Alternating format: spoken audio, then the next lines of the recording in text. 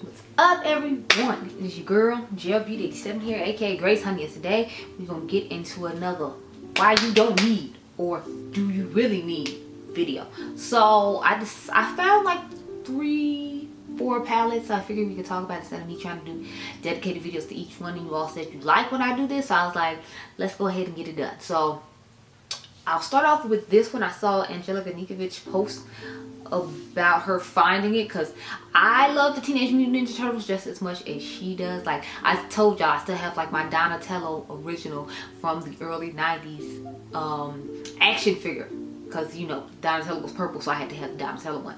But yeah, so Profusion came out with a whole collection for the Teenage Mutant Ninja Turtles. There was a eyeshadow palette, some slimy highlighters I think, or something like that, and a Teenage Mutant Ninja Turtles mirror. Now I actually saw this live in person. I went to Walmart to check and find the new glosses from e.l.f. and the L'Oreal highlighter, and I found this palette. But if y'all don't know, I don't really rock with Profusion, so I just left it where it was. However, I figured we could talk about some alternatives to it that you probably already have in your collection, because essentially it's kind of like a rainbow palette, but you know, it doesn't have the exact colors, every single color that's in the rainbow, if you will, and it's kind of like a little variated and such. So I figured I'd start off with the mock-up of it and the blends palette from Blend Bunny. We all know the Blend Bunny quality is amazing. You can use my girl Karen's code Cage Makeup for a discount at Blend Bunny if you were interested. So yeah, but I feel like I could just use the blends palette and have the same colors in it. Now it's not going to give me the nostalgia that this one will because of the Teenage Mutant Ninja Turtles, but you know, if I'm just going off color story and formula, I definitely feel like the Blend Bunny one is going to be better off the bat.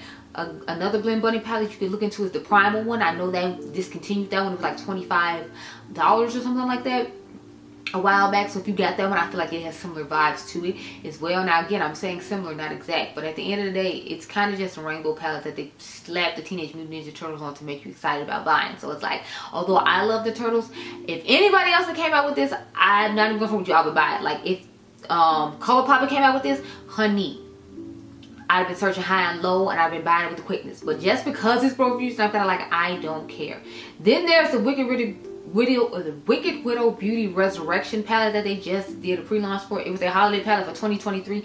I feel like it looks like it could be somewhat similar to that. Now that one gives a more jewel tone grungy version of it, but if you have that, I feel like it has a similar tones in it enough to where you could just use it and not buy that. So that's just my personal opinion, so I'm saying don't get it just because of that. But you know, teachers don't, do as you please. I'm not here to judge. I'm just telling you why I feel like it's not necessary. On to the next palette, because honey, they out here playing with me with these palettes. So y'all know I love cosmic brushes, so I'm gonna get it even though I'm telling y'all about this. I'm going to get both palettes although I'm telling you about it. But if you already have some of these things that I'm about to name that's in my collection, then I don't feel like you necessarily need them. So the first one is the Cool Truths palette. Y'all know I was going to talk about that one first because that was the one I was most excited about. However, it just looks like a whole bunch of other palettes that already came out. Like, it looks like the Amy Loves makeup palette that I'm probably showing you over here. Like, it's giving the same vibes as that one. I feel like that's just more of a fair to light skin tone friendlier version of the same palette, although they say she did try to include some deeper shades to work on deeper skin tones, because I appreciate her realizing that everybody that, you know, follows her doesn't necessarily look like her. So I can appreciate that attempt in putting deeper shades in there for people that have melanin in their skin. Thank you, Amy. But if you already have that palette, you might not necessarily need this one. Now I do like the color story of this one better than Amy's, but there's no pink in this one. Random side note, if you cared about the pinks that are in her palette, even though they aren't necessarily true pink shades or whatnot, but yeah, then if you already have that palette, you might not need this one. Then there's the newest one that came out from Fenty Cosmetics, this Cradle and Ice thing. I'm like, it looks just like that, so I'm like, now it does give you more shades than that one, so I feel like it can give you a nice little more berryish plummy black row in addition to the mauves and the blues like the Cradle and Ice does. So it's just like an extension of the Cradle and Ice, for lack of better terms. And I'm only saying that because Cradle and Ice came out before this, but I really love the color story of this. Have y'all noticed though, like lots of indie brands and certain brands that like all come up with the same color story at the same time, you just be like, well dang, like why did everybody come up with the same color story at the same time? Like, did y'all just have a group meeting? Like, I want to do this color story, but I want to do it too. And like, y'all just having a competition to see who's gonna like whose formula the best and who's gonna buy it and how many times people gonna buy it based upon them liking you or something. Like, what's going on over there? Because a lot of people coming up with the same color stories, and I'm just over here like, why are we doing that? Why did 5 people need to come out with the same color story? I don't know. I don't know. But next, it kind of gives me vibes of the Jewels and Gems palette, except there are a couple different tones in Jewels and Gems. But again, I feel like it's just really similar to that palette. So I'm like, I feel like I've talked about a lot of these palettes before already, and how similar they look to other palettes. So I'm like, how many times do I really need to like preface and talk about this? But since people keep coming out with new ones and the same thing over and over again, I keep talking about it, girl. I'm sorry. Like, tell them to stop. I mean, we tell them lots of things and they don't listen. Like, ColourPop took forever to stop making those sequin shadows, and sometimes they still do it even though we asked them not to. So I mean, we can tell them, but they're gonna do what they want. So I'm gonna just keep calling it out. But I will be getting this palette, I know that. And Cosmic Brushes is a Woman of Color owned brand, if you did not know. But anyway, on to this next palette. So as soon as I saw this one, I initially was like, well, maybe this is gonna be like a twist on the gold palette, or the golden palette from, you know, Natasha that just dropped. But then when they actually showed the reveal, I was like, do they realize they just made the Ambiance palette over from Ace Beauty? Because that's the vibe this gives me. You can comment down below and tell me if you agree or not, but I just thought of the Ambiance palette from Ace Beauty when I saw this palette. I was like, if I already own the Ambiance palette, why do I need this? Especially because we know I'm not really a neutral person to begin with, so buying another version of the Ambiance palette, it's just kind of like, oh, okay. That's nice. But I don't know.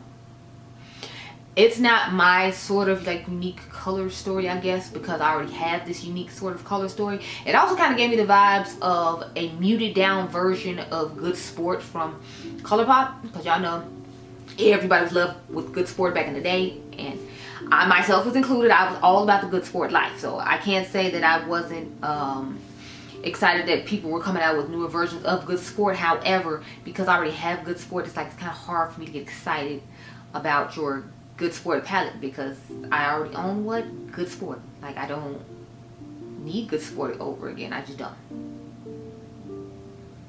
So I don't know. Y'all can tell me down below if you were interested in it and you bought it, but I was just like, I don't need this because it's just another version of the Good Sport palette or another version of the Ambiance palette. Now I'm still gonna get it, like I said, like a whole clown, just because I, you know, yeah, I have to try it out for myself. Plus I really like their formula, and you know, I kind of collect their palettes because they're more affordably priced and have great quality, and everybody seems to love when I do reviews of them. So some stuff I just buy, y'all, I'm not even gonna front, just because like I have to review it. But other times I'm just like, yeah, I can't even get behind this. So I think I only have one more palette to talk about, so this one ain't gonna be too long. But I haven't seen that many indie palettes. Like, I was hoping the Beaute Bar ones would be like revealed by now, but they have not, because they have a blush palette, an eyeshadow palette, and then like a just dedicated shimmers palette. But again, I can't, you know, really show you that because they haven't revealed the inside. So we're just gonna talk about this Adept Cosmetics Dewdrops palette. So when I first saw this, I was like, ooh, that's nice, that's exciting. But then I thought about it. I was like, if you don't mind it not being as glittery, because some of these look like they're flaky, glittery S type shimmers, then I feel like you could just get the Blend Bunny highlighter palette, because it has like a similar color story to it, and you just use that on your eyes for 25 bucks, since this is like 60. So that means you're paying $10 a shade when you can get the highlighter palette for like 25. It should be over here somewhere. So that's why I was like, I can't see myself personally picking this up just because of that. Because if I already have a highlighter palette that has similar shades, I don't feel the need to use this as a highlighter. Now I feel like that one might be more glittery and sparkly and pretty because it's supposed to be on your eyelids and not necessarily your face. So if you are okay with it not being as glittery, then I feel like you will like the highlighter palette from Blend Bunny, and it's actually on sale for $25 now, like I said. So it's quite the steal. But I don't know, I just don't feel the need to, you know, pick this up. So I might get it during the sale because I do like the stuff I have from what is it, Adept Cosmetics. I just, you know, I can't see myself picking it up at this point in time just because it's an all shimmer palette and I have so many other things to do. Now, I could see myself possibly picking it up when I pick up the all matte palette from Beaute Bar if I really like the way it looks. But otherwise, like, I just don't see myself, you know, doing that. So there you go. But those are the palettes I had to talk to you about today. I told you I was going to be short, but I haven't seen that many palettes that like caught my interest or I thought might catch your interest.